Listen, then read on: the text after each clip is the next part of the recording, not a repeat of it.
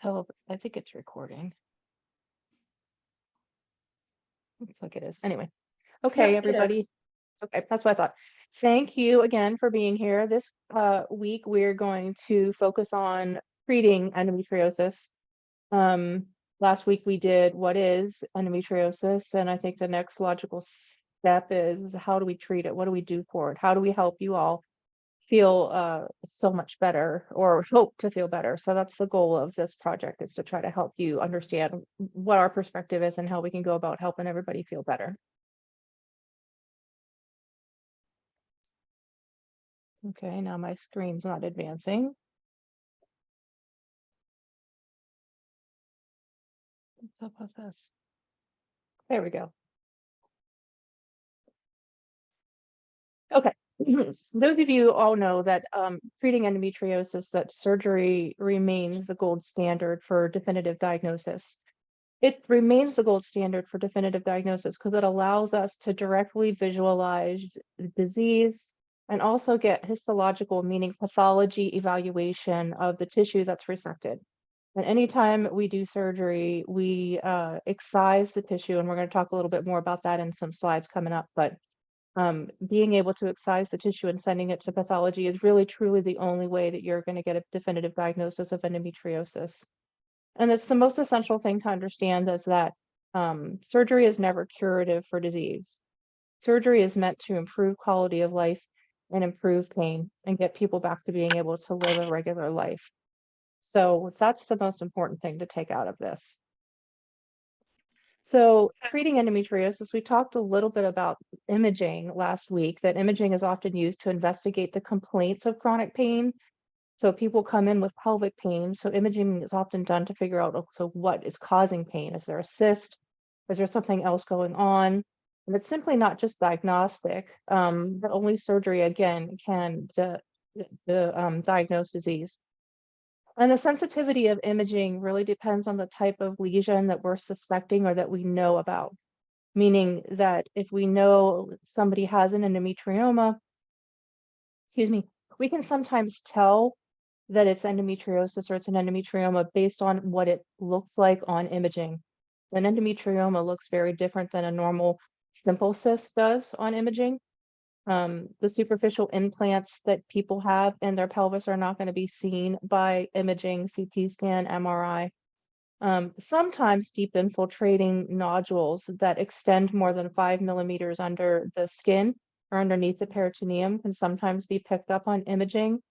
But truly, the transvaginal imaging remains the modality of choice and has the highest sensitivity and specificity for finding disease, or at least leading us down the right path to know what's going on. So treating endometriosis for these deep infiltrating lesions, MRI has been found to be helpful sometimes with a higher diagnostic accuracy. There are some institutions and providers that use a gel in the rectum that can sometimes highlight better infiltrating lesions in the bladder and in the colon. I know that there is a provider in Pittsburgh that uses this type of imaging and has been successful in finding lesions. The 2016 Cochrane review, that's a research review, states that there's no biomarkers or lab tests that couldn't be reviewed in a meaningful way to make a diagnosis of endometriosis. I do think that that's where research is going. I think they're trying to find genetic markers and things like that that are more specific to endometriosis moving forward to try to help us pick up disease without having invasive surgery. You may hear or read about a lab test called a CA-125 that can be used for diagnostic accuracy, but it's not anything that's specific to endometriosis. This could be specific to inflammation. It can be specific as a diagnostic tool for ovarian cancer, but it can be falsely elevated in women for other reasons. And so therefore it's not a blood test that's recommended for screening for disease. So we talked a little bit about this last week, that endometriosis can appear in different forms in the pelvis, including those clear vesicles, those red lesions, dark pigmented lesions, as erosions, or as that white scarring or nodular from the long-term effects of endometriosis and the inflammation that they cause. So we mentioned surgery versus ablation earlier in the slide that we talked about surgery. And so you'll read a lot about what the difference is between excision and ablation related to endometriosis. I think excision is something that gives pathology a specimen to look at, and can really fully resect the lesion and cause vast improvement in pain versus somebody that has an ablation because it doesn't do anything to the base of any lesion. And if you ablate it, you're just burning the top part of the peritoneum. And so therefore the destructive part of the lesion is underneath that and continues to grow. Excisional surgery for endometriosis really does require greater skill. There are some providers that do endometriosis surgery, but there are others, and many of you probably have been patients of them, that they didn't excise the whole lesion, or they said you had endometriosis, but they didn't do anything about it. And it's best to excise lesions for best results in pain control. Now, there are times when we do have ablation. There are some times when we excise a lesion and then ablate the base for better tissue penetration and destruction of the lesions. There's some thought that doing ablation can minimize adhesion or scar tissue formation. But again, when you don't remove the entire lesion, most people continue to have pain due to the invasiveness of them.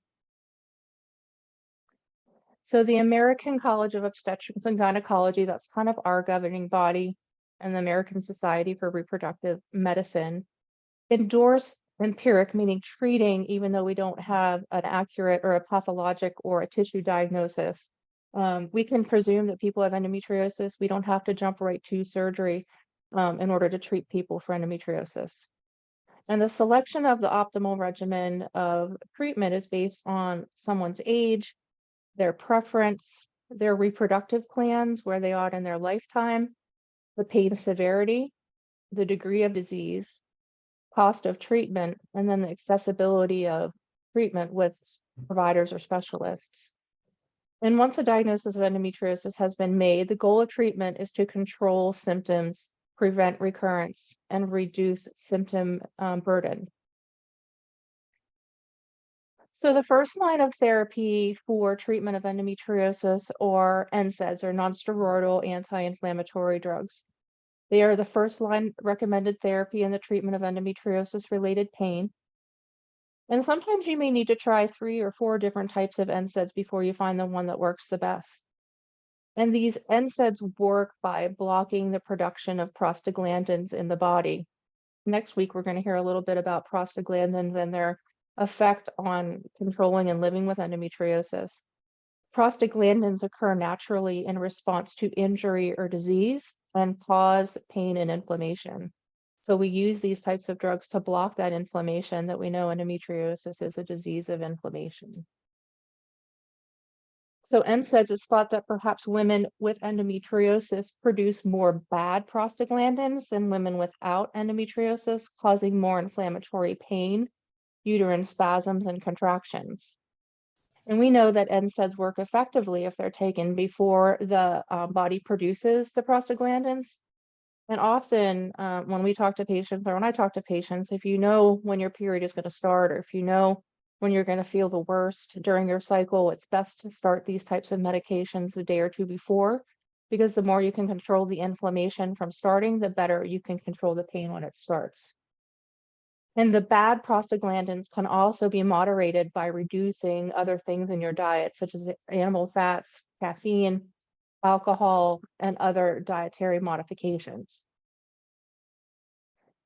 These are the most common. I tried to pull out some of the most common and simple types of NSAIDs. There's a lot of NSAIDs out there, and it truly is sometimes people need to take 1 or 2 or 3 before they find the one that really works the best. Ibuprofen, Advil, Motrin, and put the dosages on there. Naproxen, Aleve at that low dose, 220, that's the dose of Aleve over the counter, and you can take that once or twice a day, 1 or 2 tablets twice a day. Naproxen is a prescription medication similar to Aleve. And I just put the dosages on there so you can see that there's a lot of different options and a lot of different ways we can take these medications. I typically try to start with a lower dose of medication, because if that works, then you don't have the side effects of the medications that we'll go over in a minute. Meloxicam is a drug that I like a lot because it is a once daily drug. And so a lot of people are so busy, it's hard to remember to take multiple medications or multiple doses during the day. So I do like meloxicam. It has a good indication and less stomach irritation. So that's one other reason I like to use that drug. Indomethacin, this one's been around a long time. That's a medicine called Relafin. It's an older drug. We used to use it years ago in the 80s and 90s, but it's starting to have a comeback. It's also cheaper than a lot of the newer medications as well. Um, I actually just told you the wrong name. Indocin is Indocin, and then the next one underneath there is Relafin. Sorry about that. Toradol's medicine we're starting to use a little bit more. It's a medicine that's given a lot when we do surgery. It's a great anti-inflammatory medication. It's something that you can't take for long periods of time though, but it's really good for during a period time because you can take it up to 5 days in a row. And a lot of people have a lot of good relief with that. It's not a narcotic, and so there it's really helpful. Celebrex is an old anti-inflammatory medication as well. You have to be careful if you have a sulfa allergy when you take Celebrex because there is some cross sensitivity to sulfa allergy. So again, you can see by how many names of medications, there's probably 9 or 10, and I didn't even list them all on there that are really helpful for treatment. The common side effects of NSAIDs or anti-inflammatory medications are more stomach, nausea, vomiting, diarrhea, stomach upset, or stomach ulcers. It's really important to take these medications with food to prevent that stomach upset and GI distress.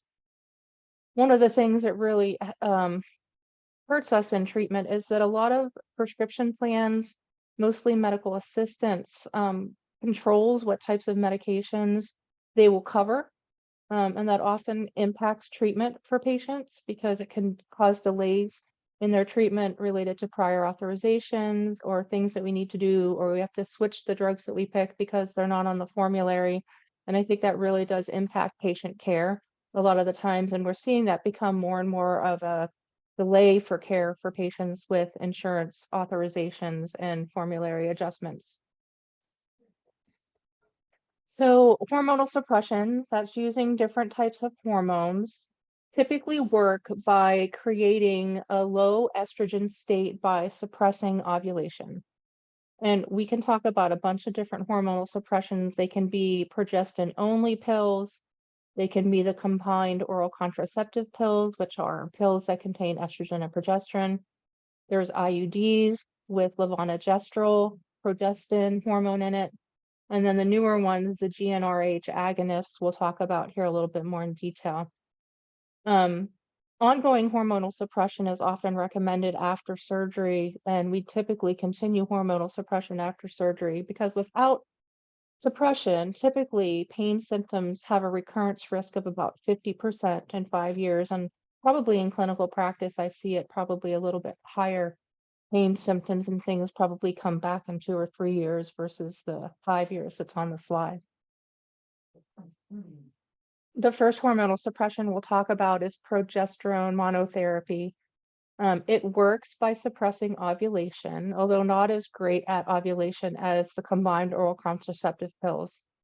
The progestin therapy really works on the uterus and can reduce the number and size of the endometrial glands on the inside of the endometrium, leading to a decreased endometrium and so decreased buildup of that endometrium, and that helps with pain. There's some variable dampening effects of mid-cycle peaks in the FSH, which is your follicular stimulating hormone, and LH, which is your luteinizing hormone. And they work by increasing cervical mucus viscosity. And again, we've already talked about the reduction in number and size of endometrial glands.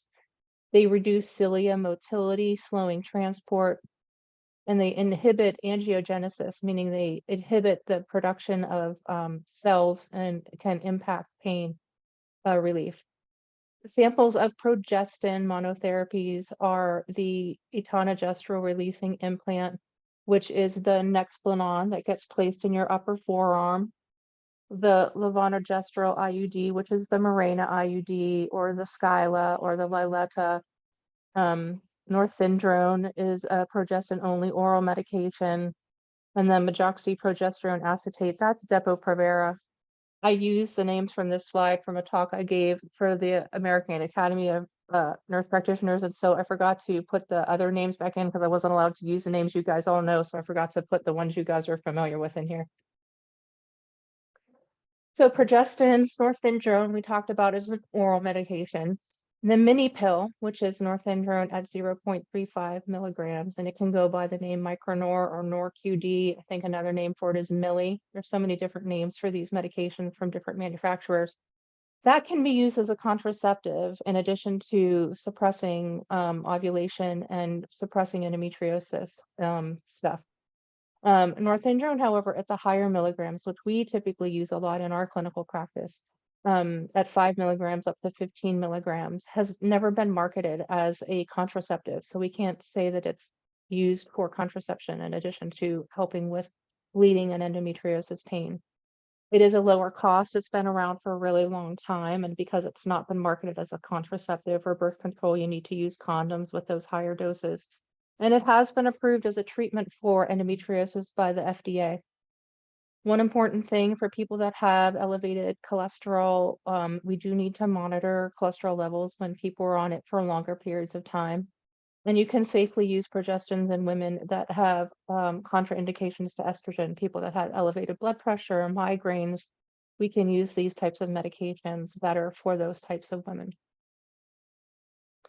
The next one is that implant that we talked about. That's the Nexplanon. It has 68 milligrams of etonogestrel. It works by, again, suppressing LH surges, which inhibit ovulation, and it also increases the development of mucus to prevent sperm penetration, as well as, again, to prevent endometrial growth and development. And by doing so, people tend to not have a period, therefore, no bleeding equals no pain when it comes to endometriosis. So again, if you're using it for contraceptive, we're talking more about endometriosis here, but it can be helpful for contraception if inserted during the first week of a menstrual cycle. It's always put in the non-dominant arm. So if you're right-handed, it always goes in your left arm, and it's palpable and can sometimes be visible under the skin. I think that Nexplanon is good for people that have an inability to do other things or to remember to take medications, although I do see a lot of people, if you have mental health, anxiety, depression already as a problem, sometimes I've seen Nexplanon to cause some exacerbations of those in patients. So it's not typically my first go-to, but there are a lot of people that do like it, and it does create amenorrhea, which is no periods, although sometimes you can have irregular breakthrough bleeding. And again, I try to avoid recommending treatments that are going to cause irregular bleeding for people with endometriosis because, again, bleeding equals pain for you, and that's something I try to avoid. Again, the side effects I just talked about a little bit about the breakthrough bleeding, and again, the worsening mental health changes as well as weight gain and bloating. Depo-provera, that big long word, depomedroxyprogesterone acetate. It's easier to say depo. It is also one of the FDA-approved treatment methods for endometriosis. And it's a suspension of crystals of progestin that's injected IM or intramuscularly in your upper forearm, and the levels will maintain for 3 months. And again, as the other progestins, they inhibit ovulation with suppression of those hormones and eliminate the LH surge and can result in a low estrogen state. It has been shown in some trials to be effective as some other medications. Again, Depo is not one of my go-tos because one of the side effects is breakthrough bleeding. And again, we try to keep everybody from having any bleeding. And so while it's good for people that can't remember to take medication, one of the long-term side effects of Depo-Provera use is decreased bone mineralization. So we try to not have people on Depo for longer than 2 years because it can affect your bone health moving forward, and that would be irreversible.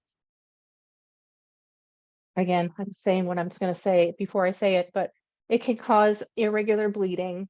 One of the other side effects of Depo that we need to be mindful of when we were thinking about, what type of treatment do we choose for people is fertility, because Depo can delay the return of fertility for up to 7 to 9, sometimes up to a year before people get a regular menstrual cycle back.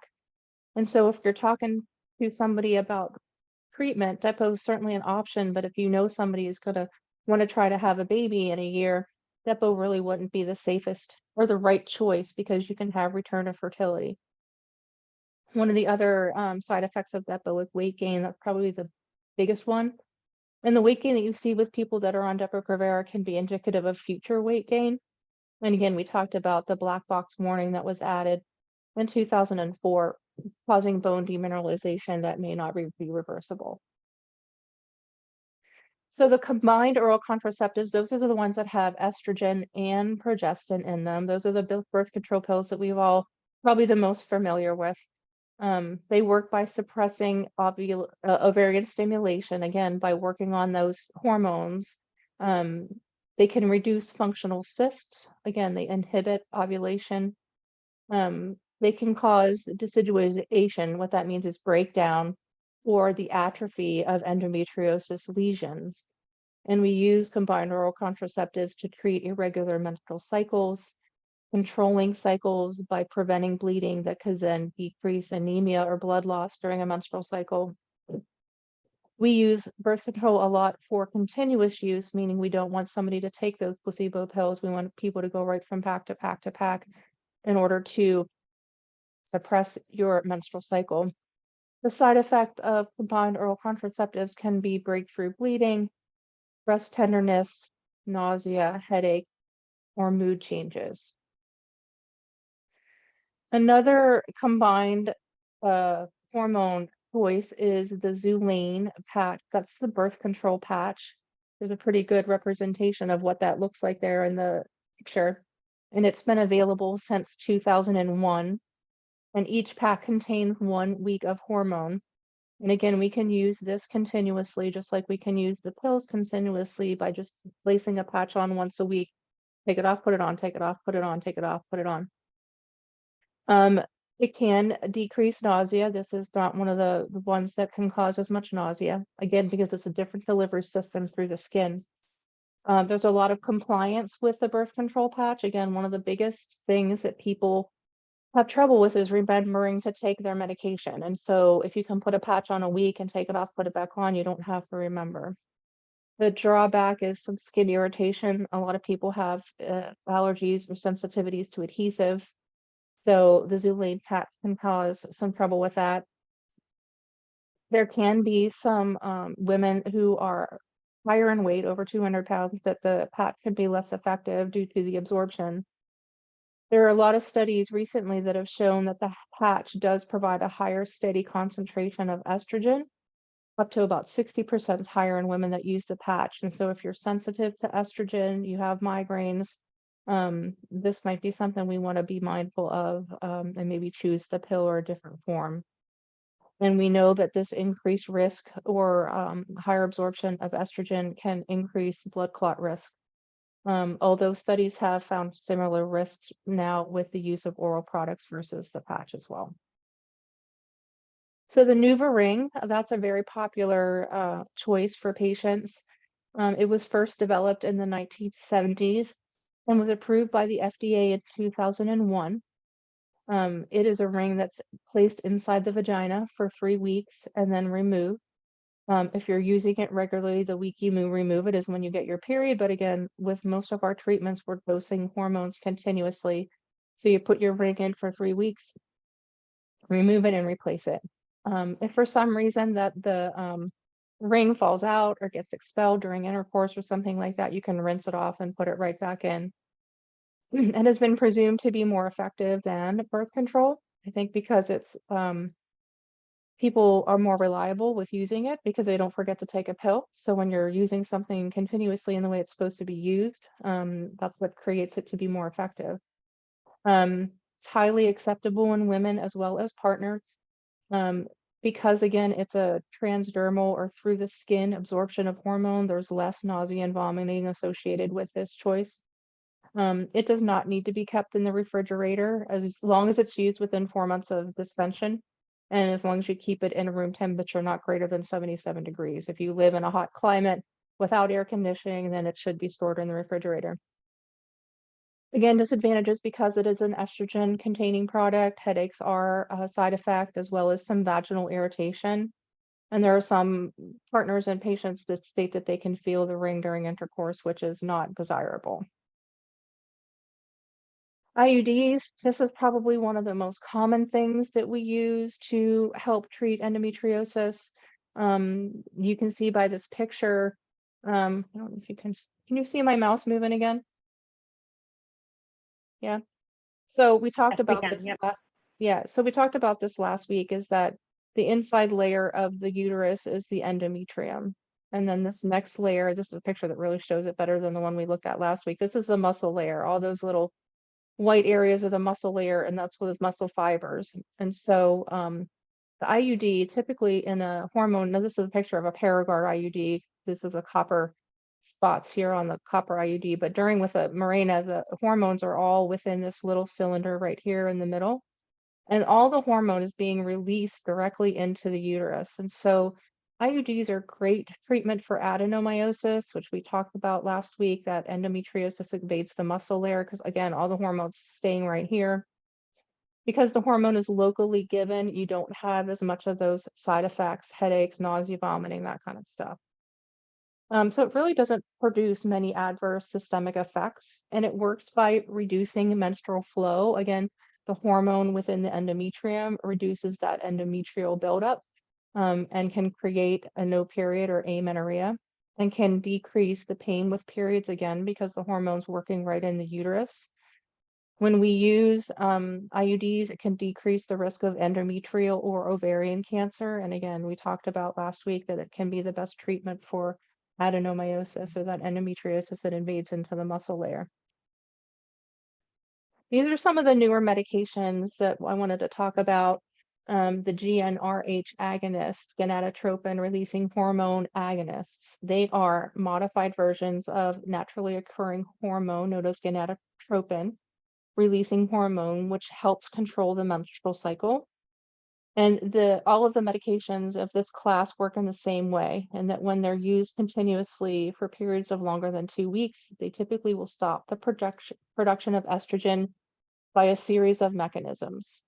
And it deprives the endometrial implants of estrogen, causing them to become ineffective and degenerate. So these GnRH agonists, with women that take them, most women stop bleeding within 2 months of starting treatment. Although in the beginning, when you start these types of medications, you can have acute surges in pain at the initiation of therapy. And it can take a little while for the body to clear out hormone production. And during this phase, estrogen levels will actually increase and may stimulate disease until the stabilizing effects of the medication kicks in. So some people will have an acute flare of pain in the first 2 to 3 weeks of starting a medication like that, but once it kicks in, it really does suppress pain. Add-back therapy in the form of norethindrone is recommended to reduce or stop the unwanted side effects of these medications, as well as calcium and vitamin D is also recommended. And typically the lengths of use of these types of medications is often driven by insurance. Most of the time, insurance will pay for them to be used for longer than 6 to 12 or 24 months. Although we've had some patients on longer therapy based on the fact that they've maybe changed jobs and changed insurances. Insurance hasn't caught up with the fact of how long they've been on them. So some patients have really benefited well from these types of medications. The most common medications in this class is Lupron. That's an injection that's given either monthly or every 3 months. That's an injection that goes into the arm. Nafrolin or Cinerel is a nasal spray. And typically the spray is one pump into the nose in the morning and one in the evening. Although in some women, we can get away with just one spray if there's side effects, and that still can create that no period or no bleeding. The side effects of these types of medications are largely due to the low levels of estrogen, so they make you feel like you're in a premenopausal state. Side effects are common. Many women will experience one or two. With these types of medication, people either feel great or they feel terrible. Most of the time, you're going to read about the people that feel terrible, but we've had a number of patients that have done fantastic with Lupron, and we're very sad to have to stop it based on insurance. So again, some of them may be mild to severe. Again, some of these symptoms can be alleviated with the add back therapy. Most of the time, hot flushes, night sweats, decreased libido, headache, mood swings, vaginal dryness. Again, think about menopause, and all those symptoms are what these types of medications will create. Here's another medication called danazol. We don't use that very much, but I just want to try to be complete. And if you hear or read about things, danazol is an old medication. It's been around for a really long time, and it's really fallen out of favor again because of the side effects. It's really a medication that can, at higher doses, bring on more masculine or androgenic side effects that may not be reversible. So danazol works, but it's a medicine that we've come a long way and developed new medications like Orlissa and the new medication Myfembree, that we really don't see danazol used very much anymore. But it can work, and there are some patients that really had some good side effects from it. These are aromatase inhibitors. We don't use them too much anymore. A lot of times you'll find patients using these medications as kind of like a last resort, people that have already had hysterectomy and, no ovaries, that still have disease. And oftentimes they need to be combined with other medications. If people still do have their ovaries, they do have to be combined with other medications to prevent cyst development. Again, they're around, but we don't use them very much.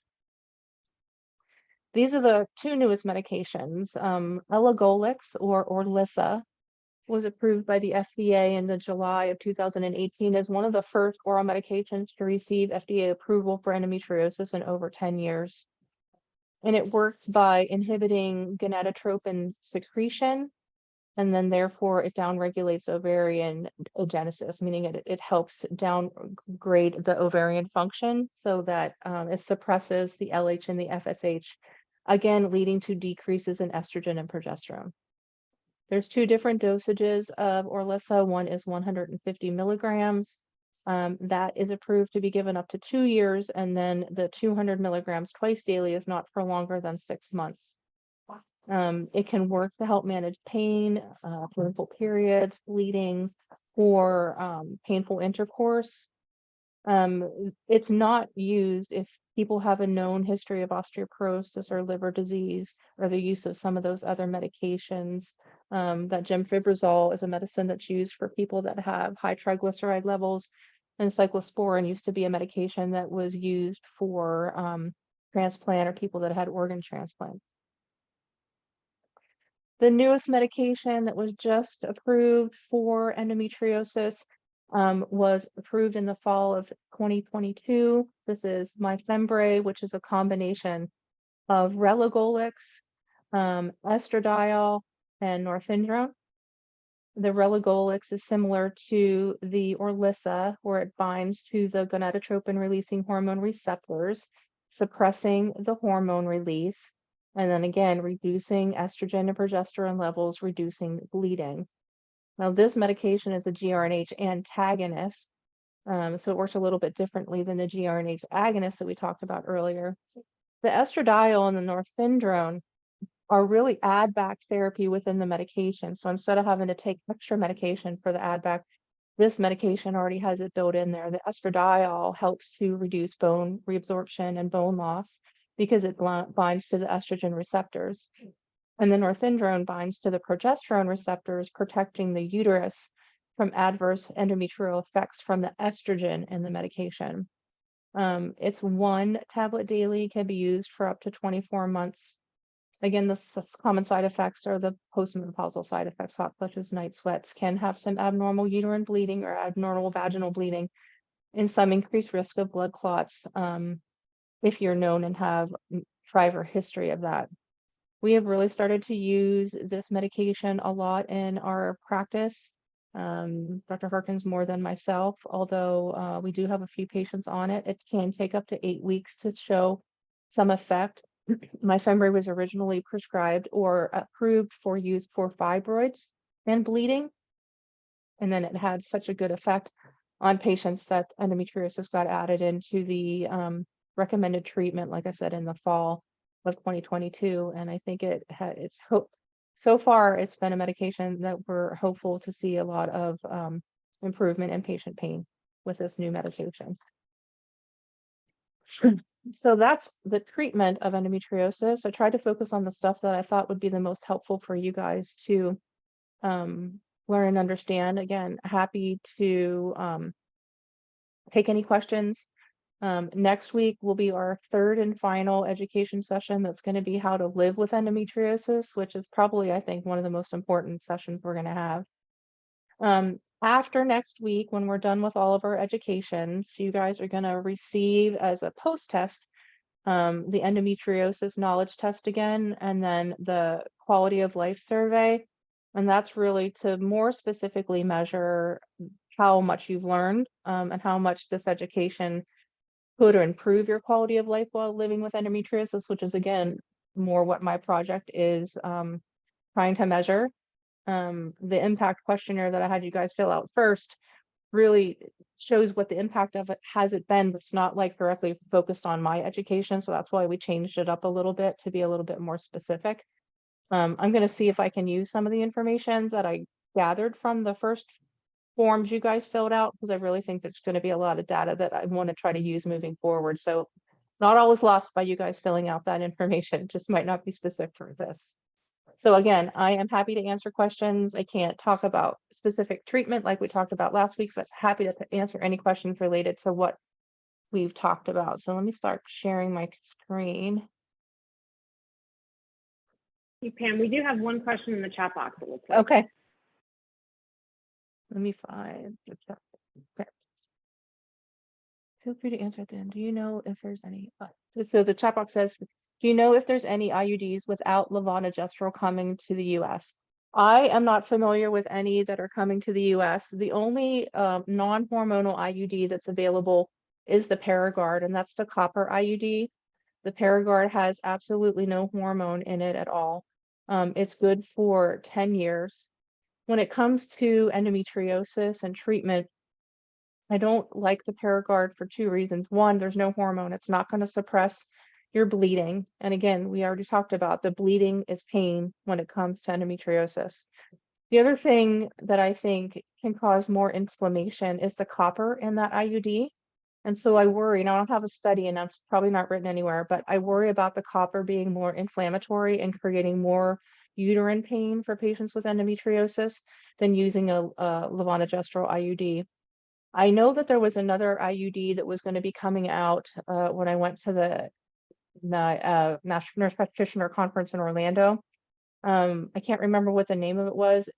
I want to say it was a different progesterone, so it might be coming out, Jillian, but I'm not sure, but I don't remember what the name of that one. It was just still like a prototype kind of thing. Let's see. Is there a maximum length of time you can take the Myfembree for like there is for the Lupron? Yeah, and Myfembree is recommended only be taken up to 24 months or for 2 years of treatment thus far. So yeah, the Lupron typically is the same, 6 to 12 months. It really does depend on insurance. We have to jump through a bunch of hoops to get Myfembree approved. We have a dot phrase in our documentation. We have to talk about whether or not you've tried NSAIDs. We have to talk about how many other types of hormonal suppression that you've tried and failed. We have to talk about mental health and whether or not you have stable mental health, because there's an indication that it could cause exacerbation of anxiety and depression. We have to talk about, there's like 4 or 5 things that we need to document in order for it to pass, whether or not you've tried Orlissa or Lupron. There's a bunch of things that we have in there that we have to document in order for them to prove it for patients. What other questions do y'all have?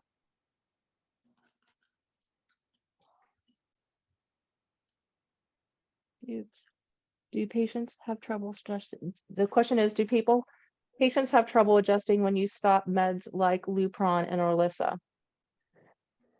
I think if you are doing really well on those types of medications and you've had, you know, no side effects and you've not been bleeding, stopping medications like that don't necessarily cause trouble, although we have to make sure that we have you kind of, I always try to like ramp people down with starting something else so that you don't abruptly stop, get a period and go oh no, what happened just now?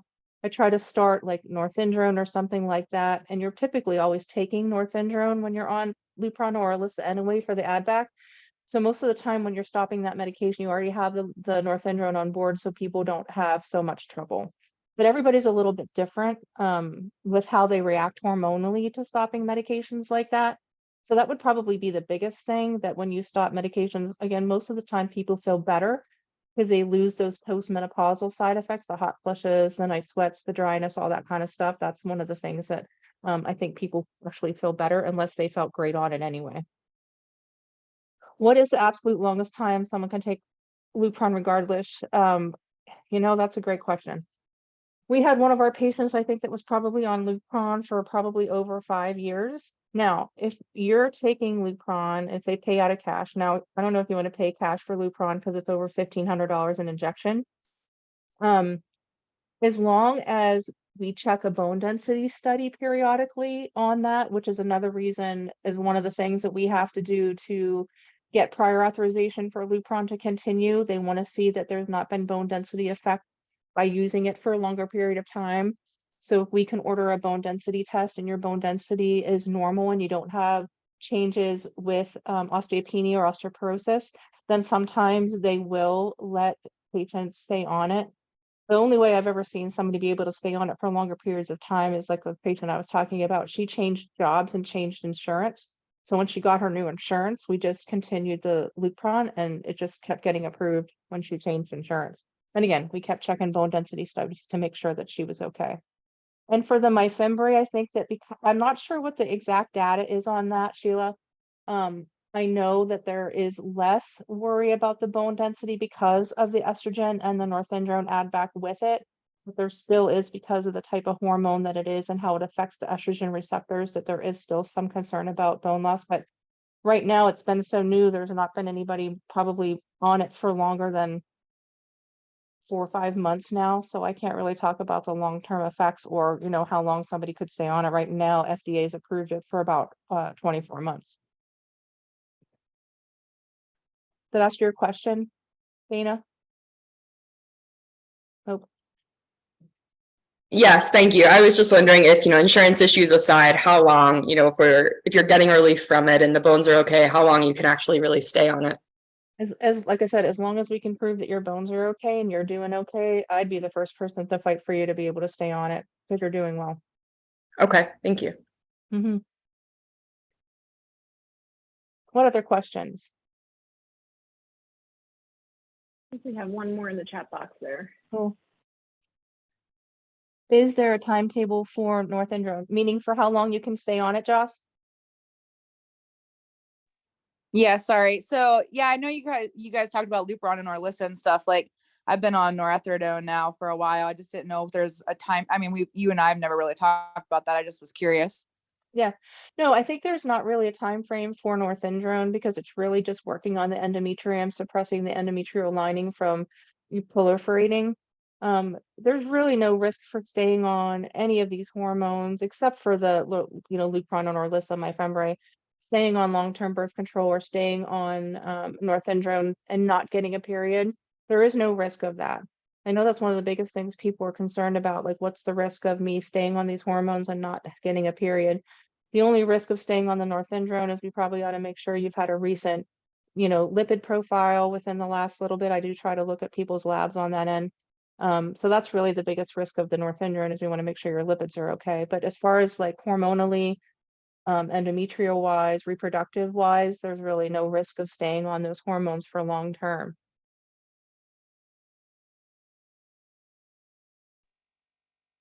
Gotcha. Thank you. And You are welcome. do you as a team kind of talk through how long it takes these to work? Like this is more of a statement than a question, but Yeah. how I think so many of us want like, take it away, right? Like I want to take a pill and the next day I want to feel better.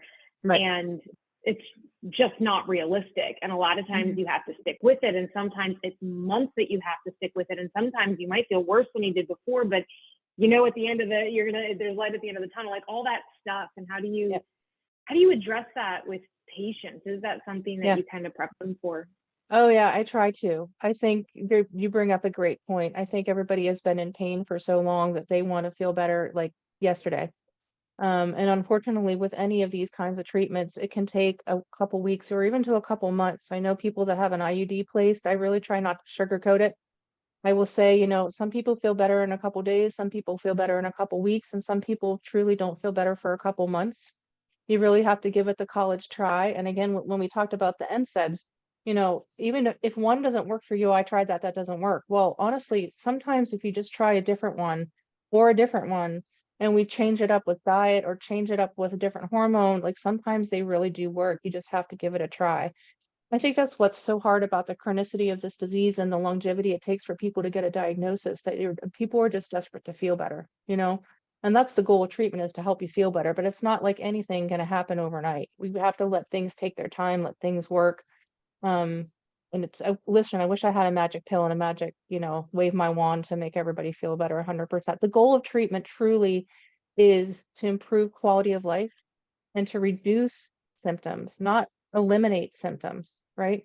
We're never going to be able to hopefully we make your pain better and it goes away, but we have to make life and pain manageable. And that's really what the goal of the treatment is. Like I said earlier, reduce symptoms, reduce recurrence, and improve quality of life. That's the goal of treatment. That truly is. A great, great question, Princess. That's truly. Let's see, once someone has had a hysterectomy, is the main form of treatment the NSAIDs and other pain medication?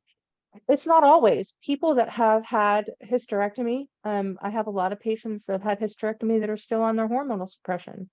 I have a lot of patients that are still on birth control, even though they don't need that. But sometimes people have been on hormonal treatment for so long that when they do stop the hormones, they feel terrible because it's been keeping them at least hormonally regulated. A lot of times it's the anxiety and depression and the mood stabilization that gets affected by stopping hormones. Had a lot of patients that have been on birth control for a really long time, and then we stop them and they have, like I said, anxiety, depression. They've just been stabilized hormonally for so long on that constant dose that when they go back to normal cycling or no cycling without ovaries, they just don't, they're all over the place. So sometimes we still keep people on birth control, and especially if people start having pain.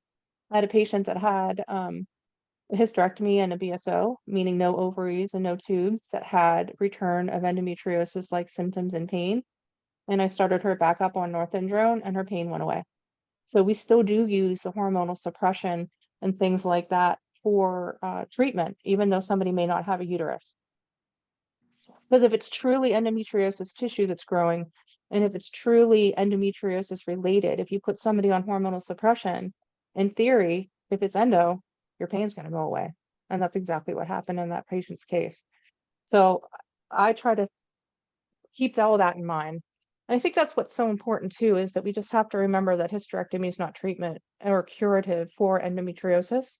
And there's so many providers and there's so many people that are going to tell you that. And if I don't do one thing, but if I tell you that and you can pass that along to others or even providers, that's my goal, is to make sure people know that endometriosis is not cured by hysterectomy, and somebody that has pain afterwards. And I'm sure any of you that have heard me talk to you that have maybe had a hysterectomy or not, is that, in a year from now, 5 years from now, 10 years from now, somebody's going to say, Pam, my pain's back, or something's not right. That's exactly what people will say. And you have to believe that in yourself and in your journey. Because if you have pain that's reminiscent to the pain that you had prior to any surgery or any hysterectomy or whatever, if something's not right, then something's not right. You've been living with this disease for Lord knows how long, 5 years, 2 years, 10 years, 20 years, whatever. But if something's not right and something feels like it felt like before, then somebody has to listen, or call me and I'll see you. So, that's the most important thing.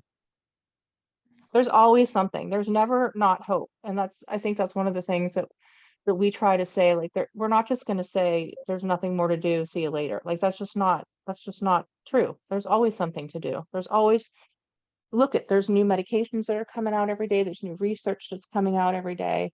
That's There's exciting. always something to do about endometriosis. There's always something that we can try to help or manage the symptoms. Like, what's the worst symptom that you're having? if it's pain or if it's nerve pain or if it's burning pain or whatever, like focusing on the symptoms and try to make them improve to improve quality of life. You guys are asking great questions. I love this so much. Thank you. What else you got?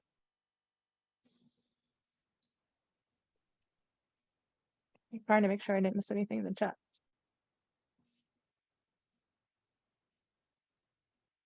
I don't think I did. I think you're good. I was trying to pay attention to it. Yeah, I think you answered them all. Oh, good. Well, hope everybody felt like this was helpful and I hope you learned something. Like I said, next week will be our last session. And I think I said, I think it's probably one of the most important ones is learning how to live and what we can do to manage all of these things we've been learning about. So, I don't think I'm going to have any new surprises for you this week, like I did last week. I'm hopeful, like I said, if anybody didn't turn in any of their surveys, please try to do so that I have everything, you know, I think I have everybody's survey except for one. And so I think I'm great at this point in time. So thank you again for filling all that out and doing that extra work. I really appreciate it. I was so surprised that I had to redo everything last week that, you know, some of the details got a little missed. So thanks again for everything, you guys. I really appreciate it. So if nobody has any questions, I'm going to stop recording, try to figure out how to.